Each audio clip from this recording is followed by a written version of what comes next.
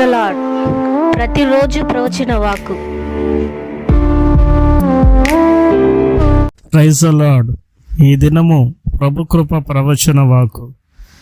దేవుడు మనతో మాట్లాడుతున్నటువంటి మాట 1 కొరింథీయులకు రాసిన పత్రిక 15వ అధ్యాయము 10వ వచనం. ప్రయాసపడినది నేను కాదు, నాకు తోడై ఉన్న దేవుని కృపయే. ఈ వాక్యం ద్వారా దేవుడు మనతో మాట్లాడుతూ ఉన్నాడు. అవును, మనము ప్రయాసపడుతున్నాము. ఈ లోకంలో ఎంత ప్రయాసపడినా ఏముండదు. మనకు తోడై ఉన్న దేవుడే మన ప్రయాసను చూసి, మన భారమును చూసి ఆయన తొలగించువాడనై ఉన్నాడు.